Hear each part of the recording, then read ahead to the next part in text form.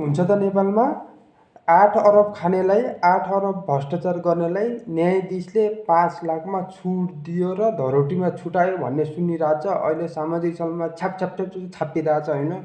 यदि यस्तो हो भने होइन, हामी जति पनि छौँ नि जनता होइन नेपालमा भएका होइन, हामीले चाहिँ यो भिडियो मोबाइलमा भिडियो बनाएर हालेर यसमा केही पनि फाइदा हुँदैन कि। हामीले चाहिँ एक्सन लिने हो कि सब उठेर, थाहा छ कि नै। यसरी बोल्ने हो भने हामी त तिनीहरूका लागि किडा हो। यो सामाजिक सञ्जालमा बोलेर त्यति फाइदा हुन्न, तर पनि यो पुरा फैलाइदिनु होला यो भिडियो। त्यस्ता न्यायाधीशका घाँटीमा समातेर रोडमा चुपुल्की लगाउनुपर्छ के। यदि भ्रष्टाचार हुन्छ भने नेपालमा त्यसलाई भ्रष्टाचारको त्यो जेलमा मात्रै होइन कि, त्योको जति पनि सम्पत्ति छ त्यो सरकारले जफत गर्नुपर्छ कि खासमा। होइन भने यस्तै हुने हो भने, यस्तै न्यायाधीशले त्यस्तै मान्छेलाई धरोटीमा छुट दिने हो भने म ग्यारेन्टीको साथमा भन्न चाहन्छु यो नेपाल अगाडि कहिले पनि बढ्दैन यस्ता मान्छेहरूका कारणले। त्यसैले हामीले मोबाइलमा फेसबुकमा मात्र हाल्ने एक्सन लिने हो सब जनता मिलेर।